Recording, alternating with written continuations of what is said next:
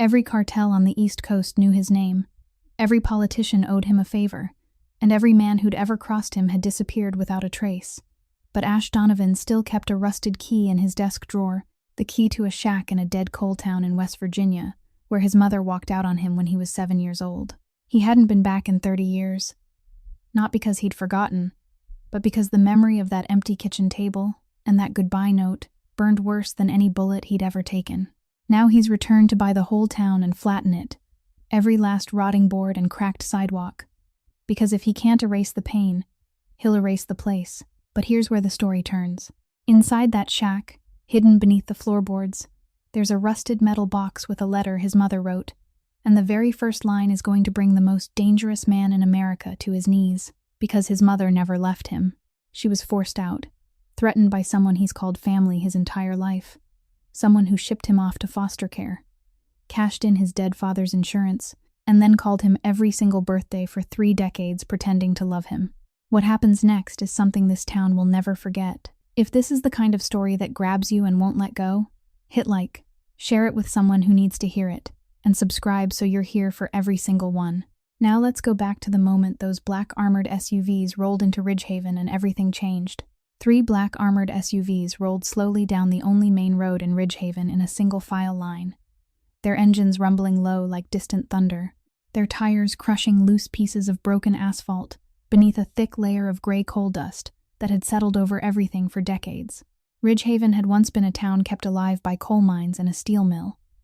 But the mine had closed 30 years earlier, and the mill had died only 6 months after that, leaving behind the corpse of a town no one cared enough to bury. The houses on both sides of the road looked like rotten teeth. The ones still standing leaned to one side, and the ones that had already collapsed lay still in chest-high weeds. The only gas station at the edge of town was still operating, but its awning was cracked, and the sign showing fuel prices lit up only half the numbers. Across from it stood a small church, with 2 broken, stained glass windows patched over with cardboard. There were no traffic lights because there was no need for them.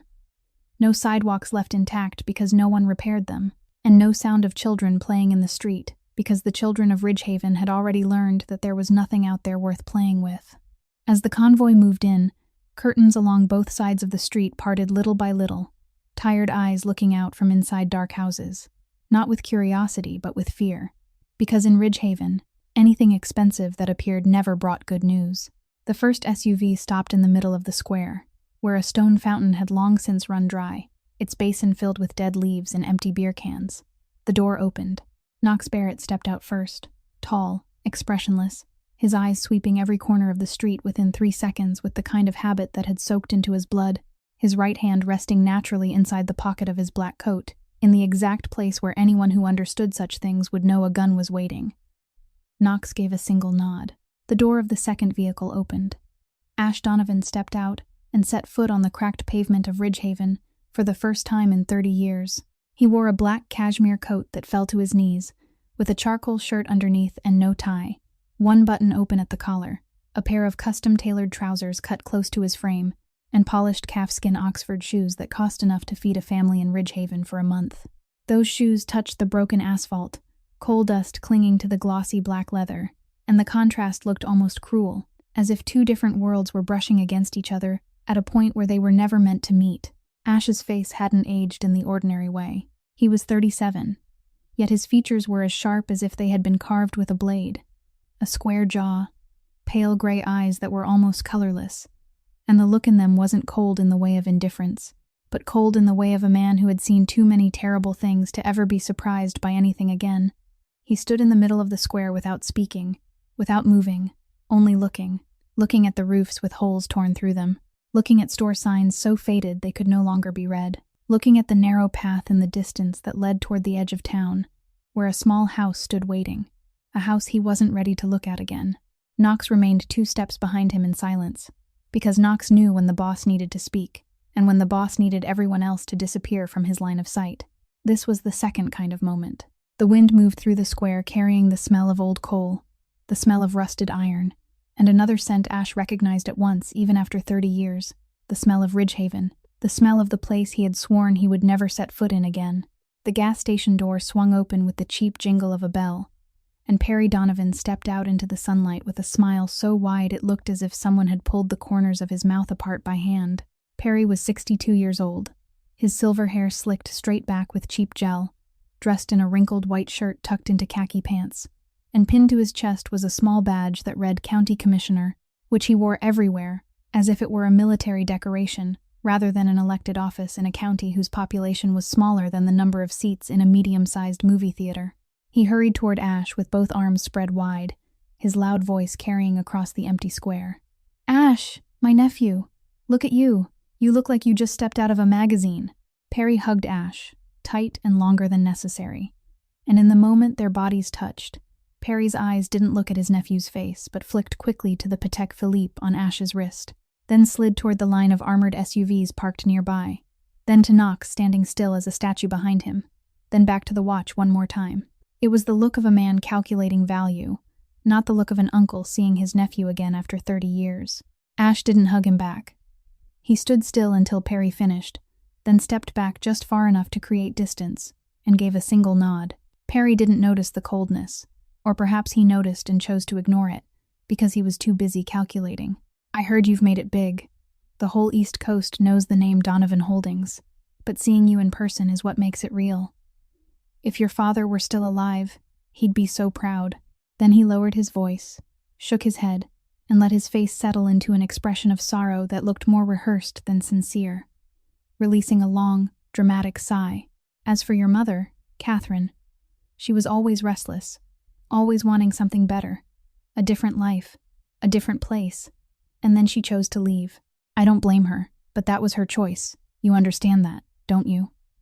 Ash looked at Perry. He said nothing. The stare lasted exactly 3 seconds, but Perry swallowed without meaning to, even though he didn't understand why. Ash finally spoke, his voice low and flat like water before a storm. "I'm here to sign papers to buy the land. Donovan Holdings is buying the whole town. Everything. I'm going to build Donovan Grand, a casino resort. Get the paperwork ready." Perry nearly choked on his own delight. He tried to keep his expression calm, but his hands were already rubbing together, an unconscious habit whenever he smelled money. Of course. I'll take care of everything. You don't need to worry. I'm the county commissioner. All land paperwork goes through me." Just then, from beside an old Ford pickup parked next to the gas station, a man stepped forward. Frank Mercer, 63 years old, tall and lean, with salt and pepper hair and a Carhartt jacket like a construction foreman, walked with the slow confidence of a man used to holding power in small places.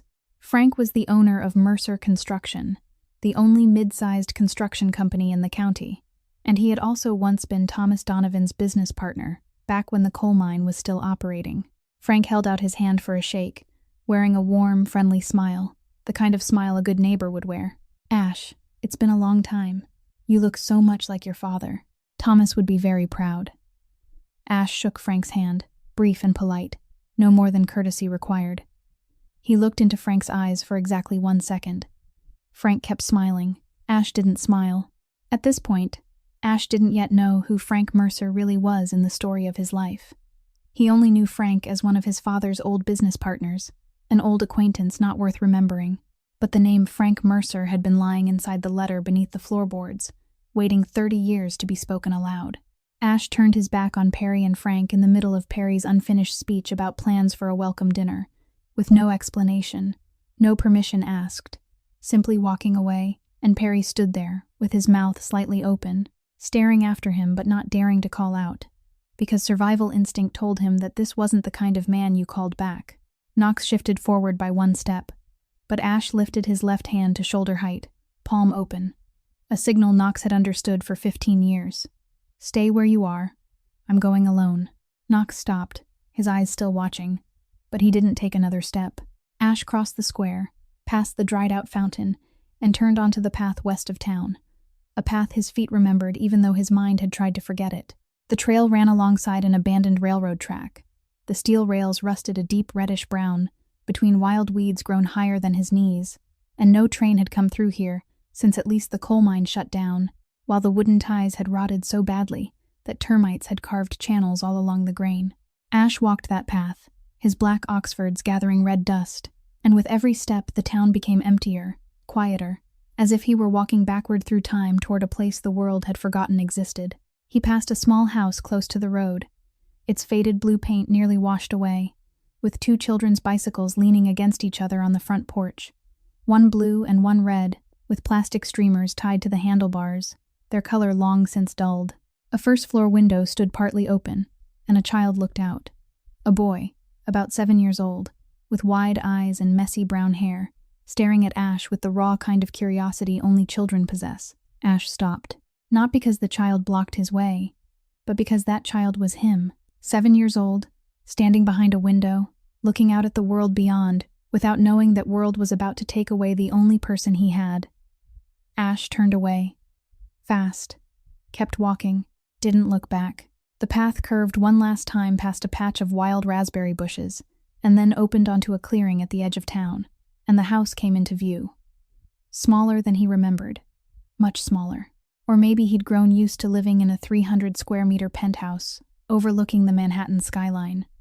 So everything else now looked like a toy. The white paint had faded into the dirty gray of things abandoned too long.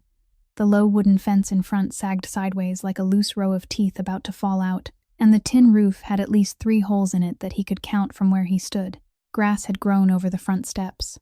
A broken dead branch leaned against the side wall. No one had lived here for 30 years, but no one had dared tear it down either. The property still carried the name Thomas Donovan in the county land records, Ash's father, and because Ash was the only legal heir, Perry had no right to sell it, no right to destroy it, and no way to touch it without leaving a trail in the legal paperwork. So he let it rot. Let time do the work he didn't dare do with his own hands. Ash stood at the gate, looking at the house, and inside the inner pocket of his coat, close against the left side of his chest, the rusted key felt heavier than any gun he had ever carried. Ash pulled the rusted key from the inside pocket of his coat, and for the first time since setting foot in Ridgehaven, his hand trembled. Not trembling from fear, because Ash Donovan had forgotten how to be afraid a very long time ago, but trembling because that hand was touching the only thing in the world that money and power couldn't make hurt less. He slid the key into the lock. Rusted metal scraped against rusted metal. Click. The door opened with a heavy groan, as if the house had been holding its breath for 30 years and was only now allowed to exhale. The smell hit him before the light did, the smell of old wood, thick dust, damp fabric, and beneath it all, so faint it almost felt imagined, the scent of the cheap soap Catherine used to wash clothes by hand in the aluminum basin out on the back porch. Ash stepped inside, and the silence struck him like a wall. Not the ordinary silence of an empty house, but a silence that felt dense and burdened, as if every sound that had ever lived inside this place, laughter, crying, the sewing machine running late into the night, had been trapped inside the walls and was still trying to get out. The living room was so small, Ash had the strange feeling his shoulders might brush both walls at once, even though they didn't, only because he had grown used to rooms measured in strides instead of arm spans. The little dining table made of cheap wood was still standing in the kitchen corner, one leg loose since before he was born, and Catherine had once wedged a piece of cardboard folded 4 times under it to keep it balanced. That piece of cardboard was still there now, rotted and flattened, but still there. Across from it stood the small brown sofa, the fabric worn so thin the yellow foam beneath showed through, and Ash looked at it and stopped, because that was where Catherine sat every night after he had gone to sleep. She sat there beneath the only light bulb in the house, the table lamp with the cracked shade taped back together, and she sewed. She sewed dresses for the wealthy women in town, sewed trousers for neighbors, sewed anything anyone brought to her, and her hands sewed until the skin split, until blood came from her fingertips, and she wrapped strips of cloth around her fingers and kept sewing, because stopping meant there would be nothing for Ash to eat the next night. He moved farther inside, to the eastern corner of the room where one section of the floor dipped slightly, and that was where Catherine knelt every morning. 4:30 in the morning, before sunrise, before Ash woke, she knelt in that corner and prayed. He never heard clearly what she prayed for, but he always remembered what came after, when she shook him gently awake, her face tired but her mouth smiling, and she said the same sentence every day without ever changing it. "Today is going to be a good day, son. I can feel it." Ash stood in the middle of the living room, his $5,000 suit looking absurd inside a house where the total value of everything in it probably didn't equal the belt he was wearing, and he remembered the last dinner in this house, black beans and cornbread. the only meal Catherine could afford at the end of the month when the sewing money had run dry. She set it on the table, arranged neatly on the least chipped plate left in the house, and she sat there watching him eat without eating beside him, because there was only enough for one person. He was 7 years old and didn't know to ask why his mother wasn't eating. He was 37 now, standing here, and that question was burning him alive from the inside. Ash was turning to leave when the late afternoon sunlight slipped through one of the holes in the tin roof and fell at an angle across the floor in the corner of the living room, right beside the eastern wall, exactly where Catherine used to kneel and pray, and under that slant of light, he saw something he never would have noticed while standing upright. One floorboard sat slightly higher than the others, no more than half a centimeter, its edge faintly warped, and the gap between it and the next board was wider than it should have been, as if that plank had been pried up and put back many times until the wood no longer fit tightly.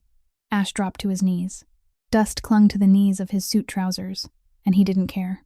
He pulled his car key from his pocket, slid the tip into the gap, and pried the board up. The wood cracked and groaned before lifting free, revealing a dark hollow beneath the floor. Damp, packed earth, the smell of mildew rising upward, and lying there in the dirt was a small gray metal box about the size of a shoebox, rust covering its surface, with a simple latch on the front. Ash's hand trembled as he lifted it out. It was light. Inside there wasn't money, wasn't a weapon, wasn't anything a mafia boss would have ever imagined finding beneath the floorboards of his childhood home. He unlatched it. Inside was only a yellowed envelope, the paper aged by time, and across the front, in the careful, slanted handwriting, Ash recognized at once, even after 30 years of not seeing it, was his name. My dearest Ash. He pulled the letter out. 4 handwritten pages, blue ink faded but still readable, every line steady and deliberate, as if Catherine had written very slowly, very carefully, knowing this might be the last time she ever spoke to her son. The first line read, "My beloved son, if you're reading this, it means Perry finally let you come back here. I prayed every day that you'd grown into the man I always knew you'd become." Ash kept reading, and every line after that was a knife. Catherine wrote that when his father, Thomas Donovan, died in the mine collapse, the insurance company paid out $200,000 in life insurance, and all of it was placed into a trust for Ash to receive when he turned 18, with Catherine as the sole guardian. Perry knew about that money. Perry wanted that money, and Perry hadn't come alone. Frank Mercer, Thomas's old business partner, the man Thomas had once called a friend, had come to Catherine's house one night in November after Ash had gone to sleep. Frank sat on the very same brown sofa Ash had been staring at only minutes earlier, and in a calm voice, as if he were commenting on the weather, Frank told Catherine that if she didn't sign papers surrendering guardianship of Ash and transferring it to Perry, then disappear from Ridgehaven forever, Ash would suffer an accident on his way to school. Frank described that accident in detail, specifically, clearly, in the voice of a man who had already planned it, rather than one making an empty threat. Catherine signed that very night. Perry handed her $5,000 in cash and called it travel money, and she left Ridgehaven before Ash woke the following morning. She took the name Catherine Hayes, went to Maplewood, Ohio, and lived for 30 years like a ghost, not daring to make contact, not daring to come back, not daring even to send a letter, because Frank Mercer had made it very clear that if she reappeared in Ash's life even once, that promise of an accident would still stand. She wrote this letter and hid it beneath the floor because this was the only place in the world where she believed Ash would find it if he ever returned. Because she knew her son, she knew he would kneel in the exact place where she once knelt to pray, and she had been right. Ash finished the last page. He sat motionless on the dusty floor, the 4 sheets in his hand, and the world he had spent 30 years building, the empire, the power, the ruthlessness, all of it had been built on the foundation of one lie, that his mother had abandoned him. Ash didn't cry. Ash didn't shout. He folded the letter back up, slowly, carefully, each crease exact in the same way he had once folded death sentences for traitors in his empire. He placed the letter back inside the envelope, put the envelope back inside the metal box, and closed the lid. Then he stood, brushed the dust from his knees with one slow motion, and when he lifted his face, his eyes were no longer cold. They burned. Ash stepped out of the house with the rusted metal box tucked beneath his left arm and closed the door behind him with his right hand without turning back to look even once. Knox stood at the end of the path, exactly where he had remained the entire time Ash was inside, his back resting against the trunk of an old oak tree, his eyes never leaving the front door for a single second. And when Ash came closer, Knox knew immediately that the man walking out wasn't the same man who had walked in.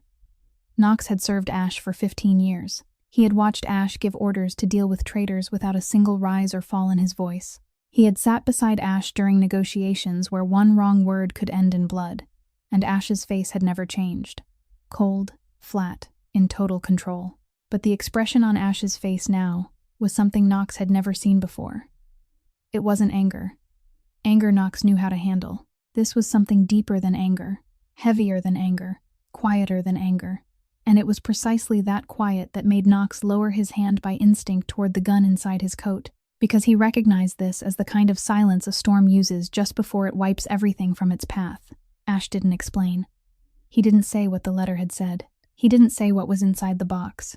He simply walked straight to the vehicle, opened the back door, got in, placed the metal box on his lap, and spoke exactly one sentence in a voice so low, and even that Knox had to lean forward to hear it clearly. "Find my mother. Alive or dead. No one can know." Knox gave one nod. He didn't ask again. He didn't ask why. That was why Knox had survived 15 years beside Ash Donovan, while others hadn't made it past 15 months. He knew when he needed to know, and when he needed to stay silent. Knox drove back toward town along the main road, and when the SUV passed Perry's gas station, Ash looked through the tinted glass. Inside the station, yellow fluorescent light spilled outward through the dirty windows, and Perry was sitting behind the register with his feet up on the counter, laughing into the phone, a cigarette waving lazily in his other hand, looking like a man who had nothing in the world to worry about. Ash watched him through the dark glass and remembered every birthday call. 30 calls, one every year, on the exact day, never forgotten. And Perry always began the same way. "Happy birthday, nephew. I'm so proud of you." And his voice was always warm, always measured, always convincing enough that Ash had once, in those early years when he was still young and still foolish enough to believe, sent money back to Perry every month to help keep the town going. 30 calls, 30 lies, and with every call, Perry had known exactly where Catherine was, what she was doing, that she was mopping hospital floors with cracked hands in a town 200 miles away. And he still dialed the number, still smiled, still said, "I'm proud." The SUV passed the gas station, and Ash turned his face forward again. He could kill Perry. Easy. One phone call, one nod, and Perry Donovan would disappear from the earth without anyone in Ridgehaven daring to ask why. But Ash didn't give that order. Death was too quick, too clean, too merciful for a man who had stolen 30 years from him and 30 years from his mother. Ash wanted something worse than death. He wanted Perry to remain alive in the middle of the wreckage of everything he had built on lies, to watch each brick fall, each dollar vanish, each face turn away, and to know that all of it came from Ash, the 7-year-old boy he had thrown into foster care and then forgotten. Perry wouldn't die. Perry would live, and that would be the punishment. While the SUV moved slowly through the dark roads of Ridgehaven toward the only small hotel in the neighboring town, where Knox had already reserved rooms, Ash sat still in the back seat, one hand resting on the metal box, his eyes turned toward the window but seeing nothing, because he was looking into 30 years ago. The morning Catherine disappeared, Perry came to the house just as Ash had woken up, standing in the doorway with a face arranged into sorrow, holding a piece of paper and saying, "Your mother left. She wrote a letter saying she doesn't want you anymore." And 7-year-old Ash stood in the living room looking up at his uncle, without crying because he didn't understand. 7 years old wasn't old enough to understand that the only person in the world who loved him had just been erased from his life by a forged letter. Perry didn't raise Ash. He kept legal guardianship on paper, because that was the condition required to control the $200,000 life insurance trust Thomas had left behind. But he sent Ash into the West Virginia foster care system the very next week, telling social services that he didn't have the financial ability to raise another child, another lie in the endless chain. Ash passed through 3 foster homes in 7 years. The first family in Charleston had 4 other foster children, and the foster father drank every night. Ash stayed there for 14 months before being moved because he was said to be unable to integrate. The second family in Huntington was a little better. The foster mother tried, but Ash had already shut himself away inside long before that. He didn't talk, didn't play with anyone, sat alone in the corner of the room reading whatever books he could find, and that silence frightened them. So they returned him to the system after 2 years. The third family in the outskirts of Baltimore was the worst. The 2 older boys bullied him every day, and the foster father didn't care because the monthly foster care check was what he was really feeding. Every time Perry came for the required visits, about once every 6 months, he always said the same sentence in a whisper the moment no one else could hear. "Your mother left because you were a burden, so be grateful anyone's willing to take you at all." And every time Ash heard that, he felt something inside himself die one more piece at a time, until there was nothing left to die, and what grew in its place was a layer of ice that no one, no fist, no word, could break through. At 14, Ash climbed out the bedroom window of the Baltimore foster home at 2 a.m, carrying a backpack with 2 changes of clothes and $40 stolen from the foster father's wallet, and vanished into the night. He lived in shelters for the homeless around the Inner Harbor, slept beneath bridges when the shelters were full, and after 2 months he found under-the-table work in a warehouse at the Port of Baltimore, hauling cargo at night. No papers, cash only. It was in that warehouse that Vito Caruso found him. Vito was 63 at the time, the boss of a syndicate controlling shipping routes through the ports of Baltimore and Philadelphia, and the old man came to the warehouse one night to inspect a shipment and saw a thin 14-year-old boy sitting on a wooden crate, reciting container numbers and port entry and exit times for every shipment over the previous 2 weeks, without looking at a ledger. Vito didn't take Ash in because of violence. There were hundreds of boys on the streets of Baltimore who knew how to fight, but there was only one boy who remembered every number, every face, every license plate after seeing them once, and who did all of it with a blank expression, as if the outside world couldn't reach whatever remained inside him. Vito brought Ash into his home, fed him, educated him, and taught him the only law of the underworld: never trust anyone, especially family. Ash didn't know why that sentence was so easy to swallow. 13 years later, when Vito died of lung cancer at the age of 76, 27-year-old Ash Donovan inherited the entire Donovan Syndicate, the name he had changed from Caruso Syndicate, because Vito taught him that an empire should carry the name of its king, not the name of the man who built it. Over the next 10 years, Ash expanded the syndicate from 2 ports to 12, from weapons into casinos, from Baltimore across the entire East Coast, while its legal face became Donovan Holdings, a real estate and logistics corporation respected by Wall Street and watched by the FBI but never touched. For 30 years, he didn't go back to Ridgehaven, not because he didn't know the way home, but because every time he thought of that place, he saw the empty kitchen table and the fake letter Perry had handed him, and he would have rather burned the whole town down than look at them again. But 3 weeks ago, Knox placed a news report on his desk showing that Perry Donovan, County Commissioner of Ridgehaven County, was in talks to sell the entire town's land to Hargrove Corp., a real estate development company out of Richmond. Ash read the report, stayed silent for 10 seconds, then told Knox to get the car ready. No one was allowed to own his past. No one had the right to sell the place where his mother had once lived, even if he hated that place, even if he wanted to destroy it. Then the one who destroyed it would be him, and no one else. It took Knox less than 24 hours. The Donovan Syndicate's intelligence network had been built to track traders fleeing across 3 continents, so finding one woman living under a false name somewhere within the United States was almost insultingly simple. Knox started with Social Security records, searching every newly registered number in states neighboring West Virginia within 6 months of the day Catherine disappeared, filtering by female, age 27 to 30, then narrowing the list to 17 files. From those 17, Knox cross-checked federal tax records, looking for women reporting the very lowest income levels, with no dependents, no assets, no sign of any normal life at all, and the list dropped to 4. From those 4, Knox checked residential addresses, rental history, employment records, and found her. Catherine Hayes, Maplewood, Ohio, 200 miles west of Ridgehaven, janitorial worker at St. Jude's Community Hospital, earning $12 an hour, living in a studio apartment on the 2nd floor of an old building on Oak Street, paying rent in cash every month, no credit cards, no meaningful savings account, no criminal record, no driver's license until 10 years after arriving in Maplewood, no passport, not a single flight in 30 years. She had lived like someone in hiding, or more precisely, like someone who had erased herself from the world so that someone else could live. Knox knocked on Ash's hotel room door at 6 a.m. the next day and placed a manila envelope on the table.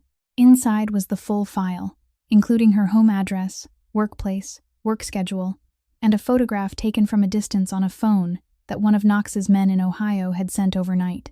The image showed a woman stepping out through the back door of St. Jude's Hospital after the night shift, wearing a pale blue uniform, her silver hair twisted into a neat bun at the nape of her neck, her back bent slightly, one hand carrying a small plastic bag.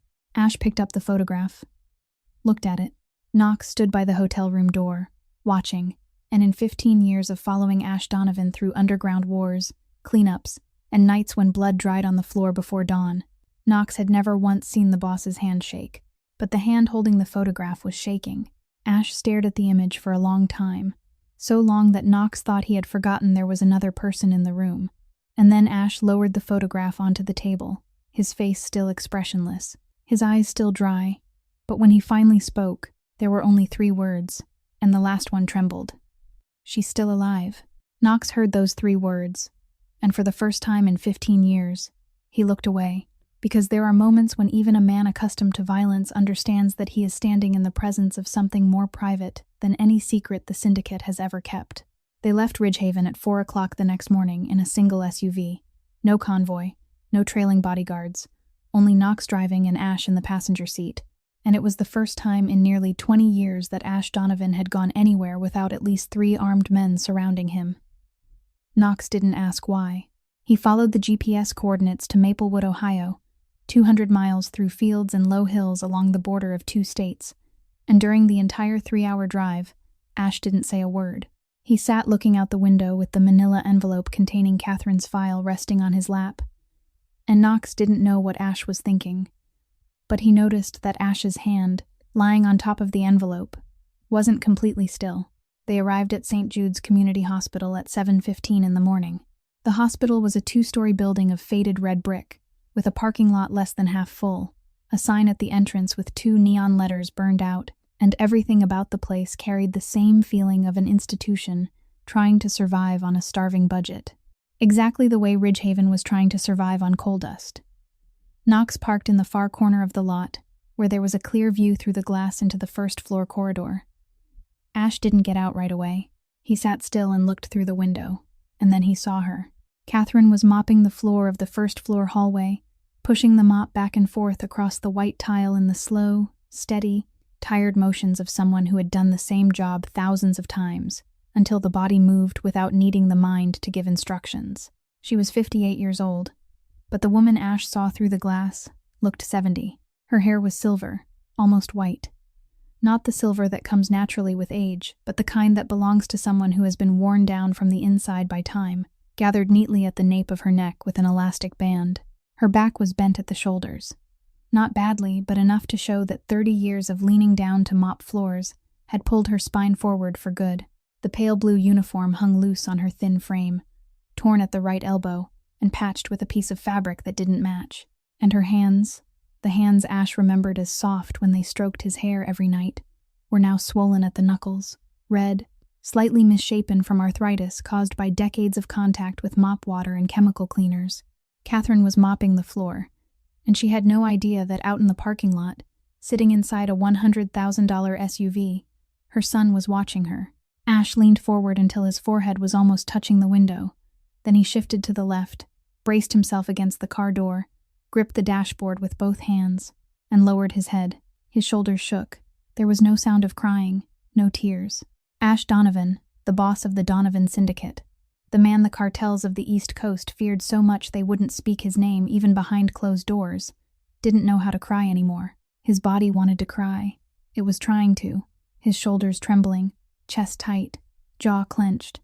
But 30 years of frozen emotion had killed that ability long ago, and the only thing he could do was swallow the pain back down inside himself, the way he had swallowed every other pain in his life, in silence. Knox stared straight ahead with both hands on the wheel, not turning his head, not saying a word, because this wasn't his business. 5 minutes later, Ash opened the car door and stepped out. He walked straight through the hospital's front entrance, past the reception desk without looking, turned left into the first-floor corridor, and walked toward the woman mopping at the far end of the hallway. His footsteps echoed across the tile floor. Catherine heard the sound and looked up by reflex, the reflex of someone used to being corrected for not cleaning well enough or cleaning the wrong place. But instead of a manager or a doctor, she saw a man in a black cashmere coat standing 10 steps away, and her eyes, those tired eyes that were more used to looking down at the floor than into people's faces, widened.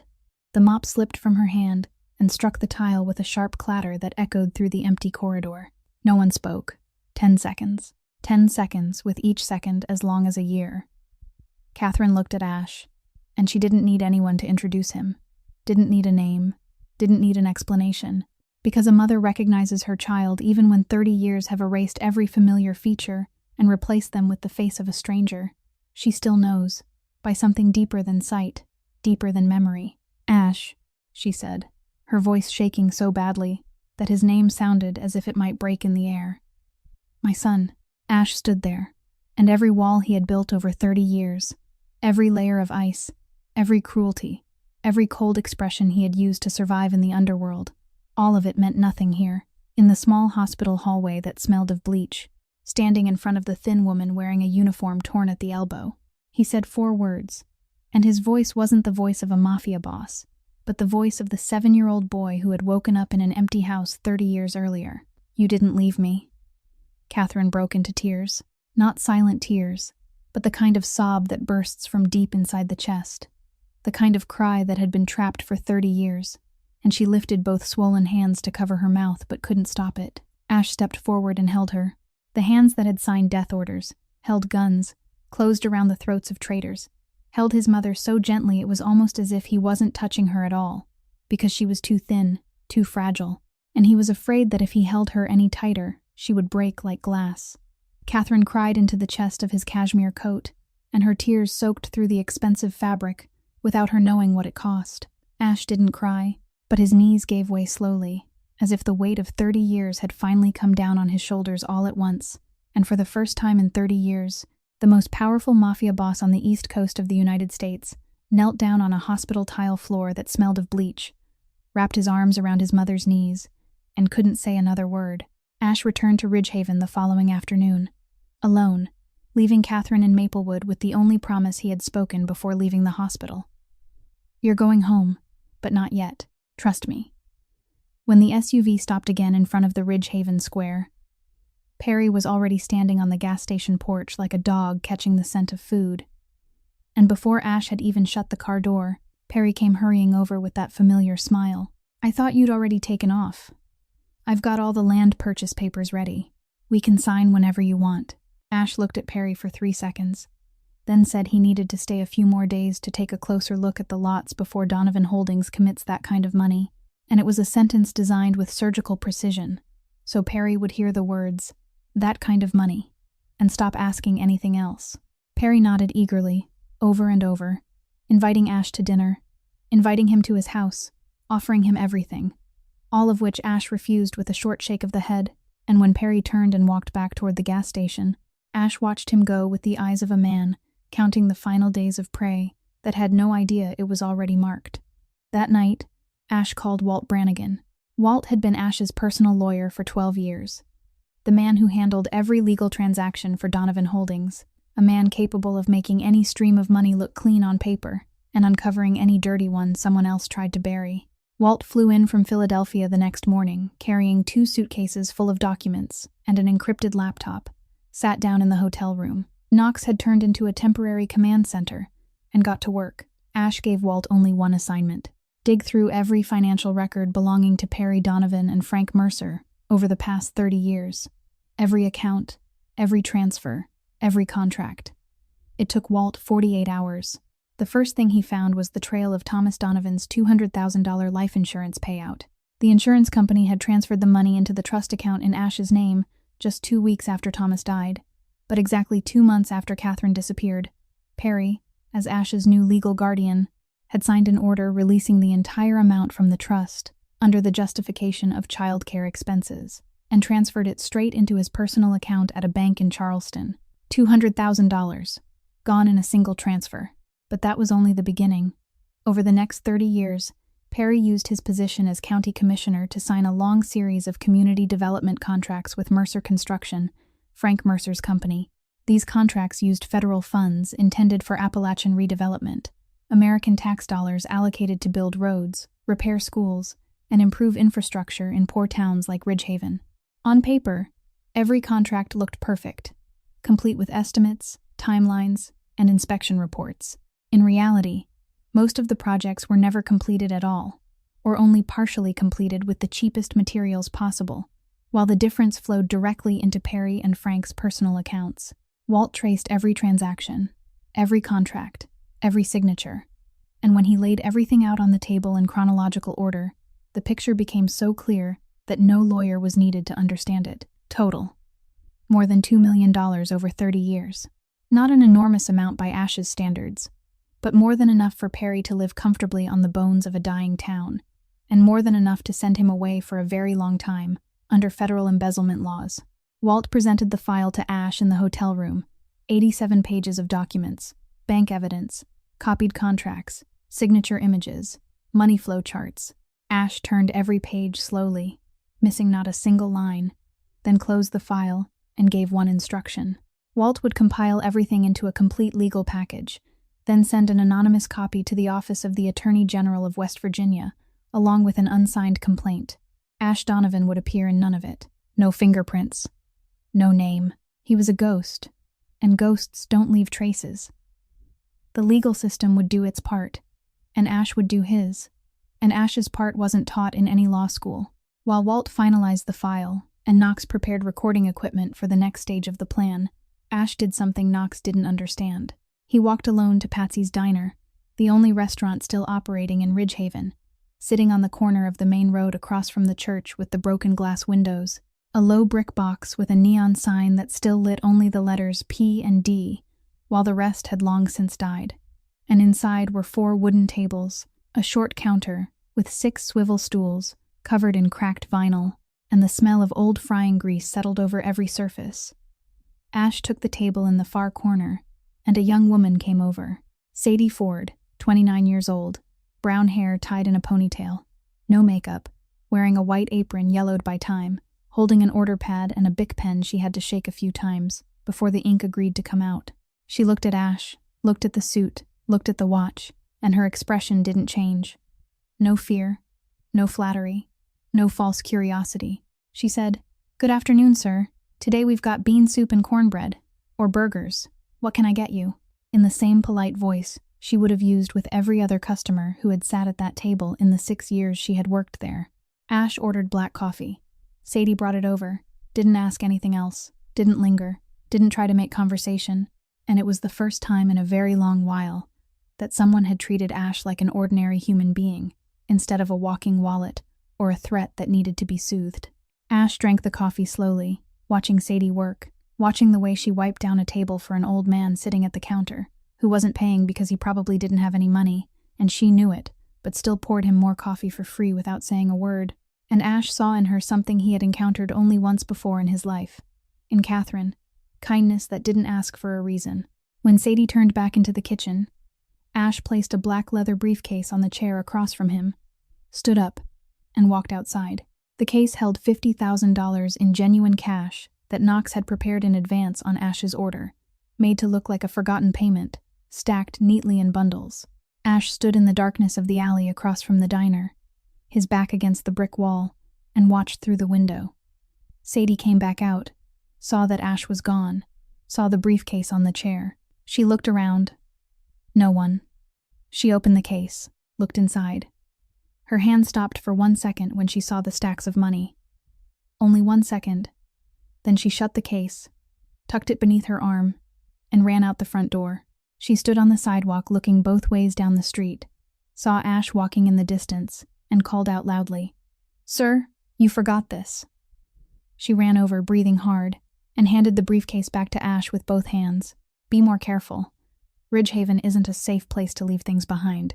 Then she turned and walked back inside, not waiting for thanks, not waiting for a tip, not asking what was in the briefcase, as if returning $50,000 were the most ordinary thing in the world. Ash stood on the sidewalk holding the briefcase, watching the young woman walk back into the diner beneath the neon sign with only 2 letters still glowing. And for the first time since reading Catherine's letter, something on his face changed.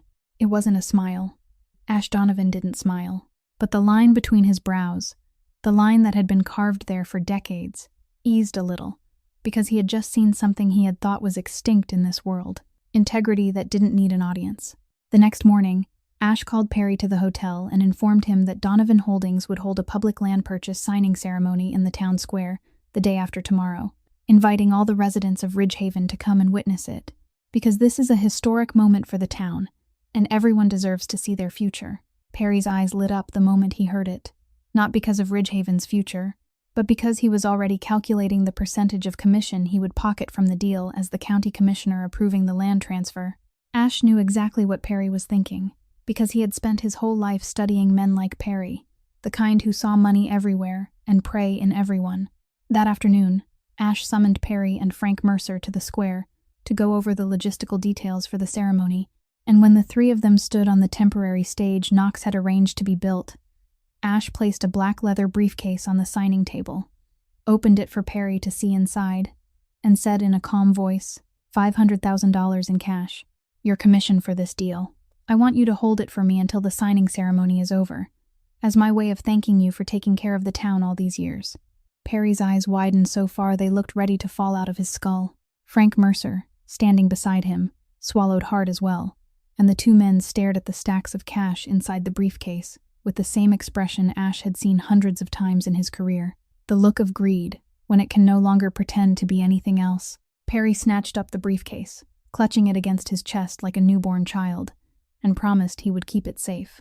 Ash nodded, turned, and walked away, and as he passed Knox standing beside the SUV, he didn't look at him, but his lips moved just enough for Knox to read them. Turn on everything. Knox gave a slight nod.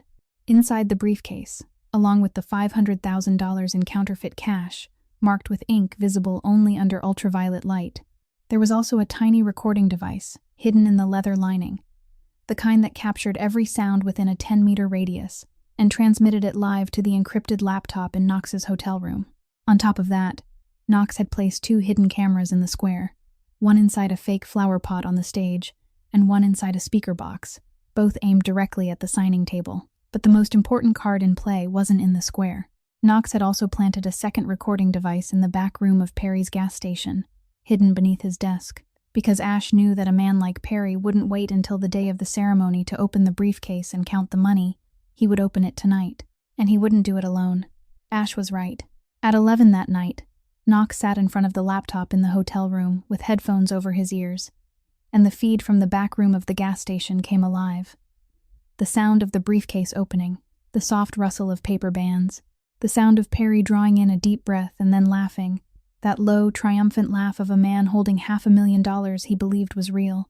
Then Perry's voice, clear and sharp, every word recorded in full. This idiot's just like his father. Thomas trusted people too, and look how that turned out for him. After the deal is signed, I'll sell the development rights back to Hargrove Corp for triple, and Ash will never know. Then Frank Mercer's voice, slower, relaxed, the voice of a man so used to dirty work that he no longer felt any need to hide it. Just like when we tricked Catherine, easy as breathing. She cried all night before signing the papers, but by the next morning she was gone. Easiest job I ever had. Knox pulled off the headphones, saved the recording file onto 3 separate devices, encrypted it, backed it up, then went to knock on Ash's hotel room door. Ash opened it, eyes still awake, still fully dressed even though it was close to midnight. Knox didn't say much. He simply handed Ash the headphones and pressed play. Ash listened. His face didn't change. When the recording ended, he removed the headphones, set them on the table, and said 2 words to Knox. Tomorrow. That morning, the sky over Ridgehaven was bleak, low gray clouds hanging so close to the rooftops, it was as if the heavens themselves knew what was about to happen and had bent down to watch more closely. The square was more crowded than it had been on any day in the memory of the town's oldest residents. Nearly the entire remaining population of Ridgehaven was there. Worn faces, tired eyes, rough hands, old clothes, standing in rows around the square with the fragile kind of hope that belongs to people who have lived too long with disappointment, but still haven't quite given up. The temporary stage had been built of wood and steel framing in front of the dry fountain, with a signing table draped in white cloth and 2 microphones, formal enough to make anyone believe this was the day Ridgehaven would be brought back to life. The front row was reserved for honored guests, and sitting directly in the center was Perry Donovan, dressed in the cheapest suit he called his best one, hair slicked down, face glowing like a man waiting to receive an award. Beside him sat Frank Mercer, his usual Carhartt jacket replaced by a white shirt tucked into his trousers, his familiar, friendly smile in place, the two men carrying themselves with the confidence of people who believed they had already won. Ash stepped onto the stage at exactly 10 o'clock. Black suit, no tie, gray eyes moving across the crowd slowly from left to right, as if he were counting every face and memorizing every pair of eyes. He stopped at the microphone and didn't speak right away, letting the silence stretch long enough for the wind and the sound of someone coughing in the back row to become the only noise in the square. And then he began. 30 years ago, I left this place. I left because I believed my mother had abandoned me. His voice was low, even, stripped of excess emotion, but every word landed with the clarity of a blade across glass. I lived for 30 years with that belief. I built everything I have on the foundation of that belief. Today, I'm standing here not to sign a land purchase agreement. He paused, looked straight at Perry. Today, you're going to hear the truth. Perry was still smiling, but the smile had begun to stiffen at the corners of his mouth, as if the muscles in his face wanted to change expression. But his mind hadn't yet given them permission, because he still didn't understand what was happening. Ash gave a nod toward Knox, who stood beside the speaker system. Knox pressed a button, and Perry Donovan's voice rang across Ridgehaven Square through the sound system. Clear, sharp, unmistakable. This idiot's just like his father. Thomas trusted people too, and look how that turned out for him. Then Frank Mercer's voice followed, slower, comfortable, cold. Just like when we tricked Catherine, easy as breathing. She cried all night before signing the papers, but by the next morning she was gone. The square went dead silent. Not a whisper, not a cough. Nearly 100 people stood frozen like stone statues, eyes wide, mouths open, and in that silence everyone heard the sound of Perry Donovan's chair scraping backward as he lurched to his feet. His face had gone white, white as paper, white as the face of a man who had just seen a ghost, and he shouted in a voice that cracked halfway through. That's a lie. Somebody edited that recording. Ash, I raised you. I took care of you when your mother ran off. Ash looked down at Perry from the stage, and the distance between them now wasn't only the physical distance between the platform and the front row, but the distance between truth and 30 years of lies. Ash didn't shout back. He didn't need to. His voice stayed low, stayed level, but every word struck Perry like a hammer blow. You didn't raise me. You sent me into foster care 2 weeks after my mother disappeared. You kept legal guardianship on paper, so you could withdraw the $200,000 of my father's life insurance. You didn't raise me, Perry. Ash paused and let the next sentence fall into the silence like a bullet hitting water. You sold me. Frank Mercer sat frozen in his chair, his face turned gray, his hands gripping the arms of the chair so hard his knuckles had gone white, and he couldn't say a word. Walt Brannigan stepped onto the stage beside Ash, a thick file in his hands, lifting each page high before the microphone. This is a copy of the $200,000 transfer from Ash Donovan's trust account into Perry Donovan's personal bank account, including the transfer date, account number, and Perry Donovan's signature. This is the list of 37 fraudulent construction contracts between the County Commissioner's Office and Mercer Construction, with a total value of more than $2 million in federal funds. This is the money flow chart showing those funds moving directly from community development accounts into the personal accounts of Perry Donovan and Frank Mercer. The townspeople looked from Walt to Perry, from Perry to Ash, and across those worn faces so used to enduring hardship, something new began to take shape. Not anger, not yet, but the slow, painful realization that the man they had elected county commissioner, the man who ran the only convenience store where they bought bread and gasoline, had been stealing their future for 30 years right in front of them.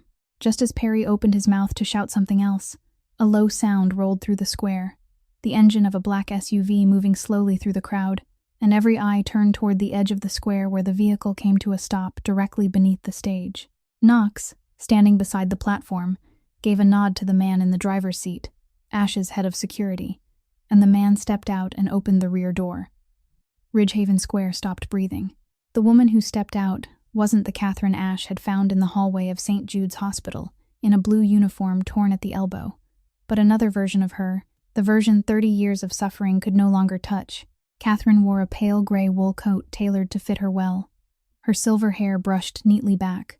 No jewelry, nothing showy. But she walked onto the ground of Ridgehaven with her head held high and her back, though still slightly curved at the shoulders, no longer bearing the bend of someone forced to bow beneath hardship, but the shape of a woman who had carried 30 years of sacrifice and was still standing. She was thin. She was fragile. Her swollen hands remained hidden in the pockets of her coat, but her steps were steady, and her eyes looked straight ahead. The longtime residents of Ridgehaven recognized her first. An old woman in the third row lifted a hand to cover her mouth. Her eyes widening so far the wrinkles in her face seemed to stretch. A middle-aged man standing beside her whispered Catherine's name, and his voice shook. Then the crying began. Not loud weeping, but the quiet kind. Tears sliding down worn faces, because they remembered Catherine Donovan, the seamstress everyone had loved, the woman Perry claimed had run away because she despised a poor life, and now she was standing here in flesh and blood, alive, and that meant everything Perry had ever said was a lie. Perry saw Catherine and stumbled backward, his foot catching on his chair, nearly falling, and his face no longer looked white but gray, the gray of a man staring at something that shouldn't be possible. "Catherine," he whispered, his voice raw, and then he said it louder, almost shouting, "You were never supposed to come back here. You were supposed to stay hidden and rot in that hospital forever." Catherine climbed the stage steps slowly, one at a time, without rushing, and stopped in front of Perry, less than an arm's length away, the woman he had erased from her son's life 30 years earlier. She looked at him, and when she spoke, her voice wasn't the voice of someone taking revenge, but the voice of someone who had survived everything the man before her had thrown at her and was still standing here. "I'm not a ghost, Perry. I'm the mother you tried to erase. And today I'm coming back to my son." She turned toward Ash, and on the face of the most powerful mafia boss on the east coast of the United States, the coldness the underworld had grown used to fearing melted at once, like ice meeting fire, not slowly, not little by little, but all at once. And Ash stepped forward and took his mother's hand, the swollen, roughened hand, the hand that had mopped hospital floors for 30 years so he could live, and he held it gently, with both hands, as if it were the most precious thing he had ever touched. The sound of police sirens cut through the air from the eastern side of the square. 2 West Virginia State Police patrol cars and a black sedan from the State Attorney General's office came to a stop at the edge of the crowd. 4 officers stepped out with a man in a gray suit carrying a briefcase, a representative from the State Attorney General's office, and they walked straight toward the stage with the expressions of men who had read all 87 pages of evidence sent anonymously to their office 2 days earlier. The Attorney General's representative climbed onto the stage, showed Perry the arrest warrant, and said in a calm, professional voice that Mr. Perry Donovan and Mr. Frank Mercer were being arrested based on an anonymous complaint supported by evidence of federal embezzlement, contract fraud, and falsification of legal documents. 2 officers stepped forward and handcuffed Perry. The other 2 went to Frank Mercer, who had remained frozen in the front row ever since the recording had been played, and they cuffed him without resistance, without a word, as if every sentence inside him had died in his throat the moment he heard his own voice through the loudspeakers. Perry was different. As they dragged him down from the stage, he struggled, turned to look at Ash, and shouted in a shattered voice, "Ash, I'm the only family you've got. I'm family." Ash stood on the stage, still holding Catherine's hand, and he didn't turn around. He only said, loud enough for Perry to hear, loud enough for the whole square to hear, in a voice without anger, without sorrow, only truth. "Family doesn't sell each other." Perry was pushed into the police car, and his shouting faded as the door slammed shut. Ash turned back to the crowd, Catherine standing beside him, and he spoke. "I didn't come here to build a casino. I didn't come here to erase your history." From the rusted metal box, the same box he had carried from the old house, he pulled out a new set of documents. "Perry and Frank's accounts have been frozen. Every dollar they stole will be returned to this town. We aren't building a casino. We're building the Catherine Donovan Community Hospital and a housing cooperative. Ridgehaven won't remain a monument to poverty." He looked down into the crowd, searching for one face, and nodded toward Sadie Ford, standing at the edge of the square, still wearing her Patsy's Diner apron because she had run out the moment she heard the loudspeakers. "Sadie Ford will manage the cooperative, because in Ridgehaven, There's only one person I trust, the one who returned what didn't belong to her. 3 years had passed since the morning the truth shattered 30 years of silence in Ridgehaven Square, and the dead coal town was breathing again. The main road had been repaved, smooth and black and shining, without a single crack, and now children's bicycles raced along it every afternoon, instead of standing untouched on porches, because there had never been anywhere safe to ride. Perry's old gas station had been transformed into the Ridgehaven Community Center, its new sign painted white against a blue background, and inside there was a meeting room, a small library, and a corner for children to study after school, something that had never existed before, because no one had ever thought the children of Ridgehaven needed a place like that. The Catherine Donovan Community Hospital was finishing its final details, a new 2-story building of bright red brick, modern, fully equipped with everything any small town in America could dream of, and on the sign out front, the name Catherine Donovan had been engraved in brass. Not the false name Catherine Hayes that she had carried for 30 years, but her real name, the name she deserved to bear. The little house at the edge of town, the gray-painted house with the broken tin roof where everything had begun, was no longer recognizable. Ash had refused to tear it down. He chose restoration, plank by plank, brick by brick, but with the finest materials money could buy. Warm cedar walls had replaced the rotting wood. Double-paned windows had taken the place of crooked frames, and the roof was now bright red tile, red like the roof Catherine used to describe to Ash in bedtime stories when he was a little boy, when she would tell him that one day they would have a house with a red-tiled roof and a small garden in front.